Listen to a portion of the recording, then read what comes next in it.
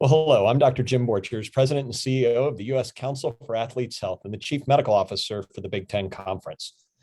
Thank you all for joining us today in what I know is going to be an impactful conversation around the elevated importance of creating an environment that prioritizes athlete health and safety in the wake of updated NCAA Constitution adopted last month.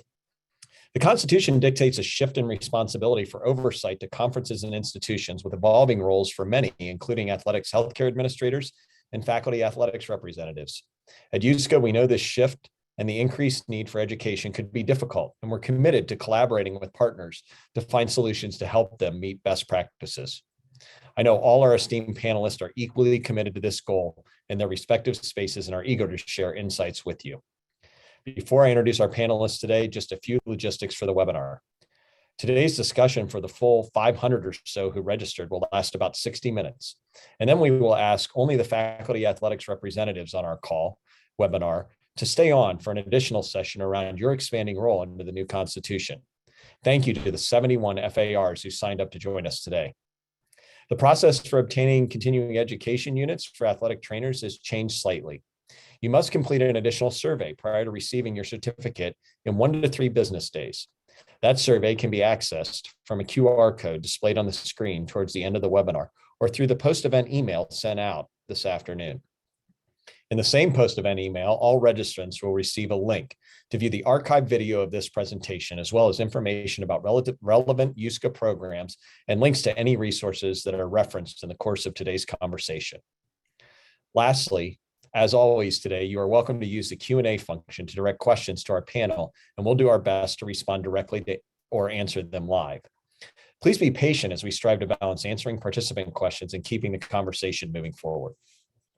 And with all of that, now I'm honored to introduce you to the members of our panel taking part in our discussion today. Well known to many of you who have joined our webinars before, Dr. Chad Asplund is the Executive Director of USCAH, as well as a sports medicine physician and professor of family medicine and orthopedics at the Medical College of Georgia. Chad currently serves as the medical director for USA Basketball and a team physician for USA Hockey, USA Triathlon, and Georgia Southern University. Jim Crowley is with us today.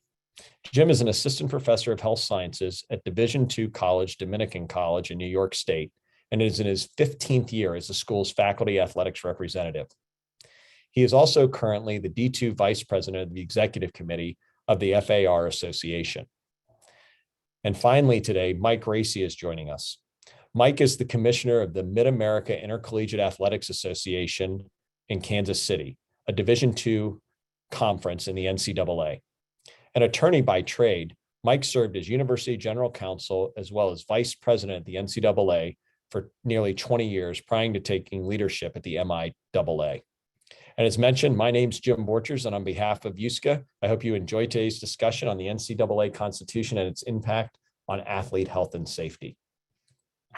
So, gentlemen, thanks for joining us here today. Great conversation. Appreciate you being here. And I thought today we'd start by way of background. And Chad, I think start by directing the initial discussion maybe to you. It's very interesting as the Constitution has evolved and changed and become smaller, and these changes we're going to talk about today at the conference level, and you certainly at the individual level for some of the faculty athletics representatives. It's interesting to think about what best practices are and how we initiate those, and what the requirements are that over the years we've learned from the NCAA around concepts like independent medical care, concussion policy and management, mental health access, and then the inter-association recommendations for the prevention of athlete death and certainly catastrophic injury that address 6 really core areas, among them sportsmanship, emergency action planning, required education, responsibilities of athletics personnel, protective equipment, these sorts of issues. By way of background, and as we think about some of these requirements, Chad, can you help us to understand some of the evolution of this and where we sit today as we begin this conversation about where the Constitution and NCAA institutions may lead us? Sure. Thanks, Jim. And thanks to Jim Crowley and Mike Racy for joining. I think this is going to be a great and hopefully informative webinar. And so in 2019, the NCAA after a series of studies that looked into catastrophic injuries and death over the preceding 15 years, had come out with these inter-association task force recommendations, is what they were called in 2019. Real focus on that was promoting independent medical care. There was a series of educations, 12 educational topics that needed to be provided annually to coaches, athletes, administrators, as well as medical personnel. The importance and the need for emergency action planning, as well as the need to rehearse that planning. And that was pretty well laid out in those inter-association task force guidelines.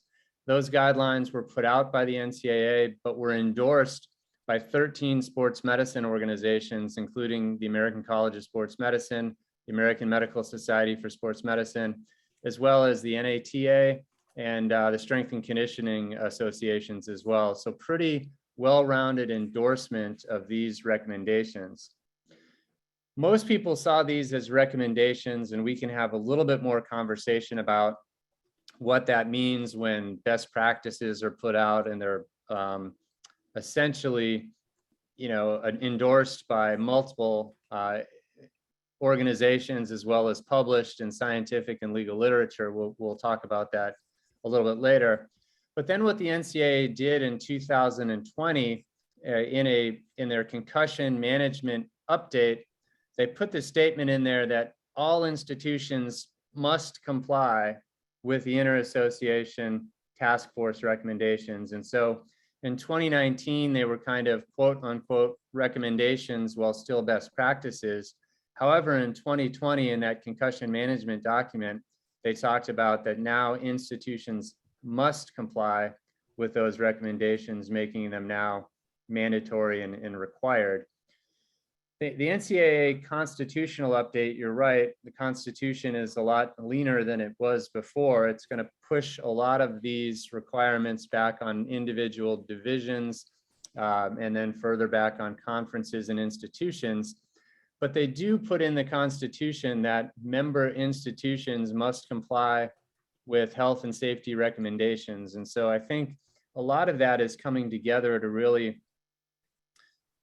put this out there as really a requirement, not just a recommendation anymore. Mike, from your standpoint, I know having been at the NCAA and certainly your expertise, not only from the legal side, but now as a conference commissioner, as we think about this issue and as the Constitution is being addressed, and certainly the implementation at the Division II level that your conference is involved in. As you think about this issue that Dr. Asplund just talked about, interested in your thoughts as a conference commissioner on where that sits and how you interpret what the Constitution means when it comes to these health and safety standards as we think about this moving forward. Well, I certainly think that the new Constitution, many people have described it, Jim, as transformative, and it is. It's certainly a much simpler, much streamlined document, greater voice and role for the student athlete, certainly increased divisional autonomy. Those are all things that will change intercollegiate athletics forever. But I think that at its foundation, the Constitution is a document about the role that the association has, and each member within that association, and the health and safety of our student athletes. It's throughout the document. As you look at it, there are certainly, you start with in the first article, there's a principle on student athlete well-being, and that particular principle, Jim, describes that each member school shall facilitate an environment that reinforces physical and mental health within athletics by ensuring access to appropriate resources and open engagement with respect to physical and mental health. And that's one of the foundational principles. They describe our values when it comes to the Constitution, outlining the duties and responsibilities for member schools. In Article 2, again, very specific. Member schools shall be responsible for the oversight and administration of coach, administrator, and staff education on relevant student athlete physical and mental health topics, prevailing consensus for engaging student athletes about physical and mental health, how to most effectively support student athlete physical and mental health, and the appropriate resources on campus and in the local community to accomplish those things. So without a doubt, the new Constitution reminds us of the principles that the NCAA was founded on, protecting the health and well-being of our student athletes. And Chad's exactly right. Now this has been pushed really from a collective association effort to outlining the specific duties that conferences, institutions, and even to the point of a new defined role for our faculty athletic reps in this area of health and safety. And I think, certainly a lot of work to be done over the next few months to untangle what each of those things mean for each division, Jim. But I do think the words that have described the Constitution as transformative is exactly right.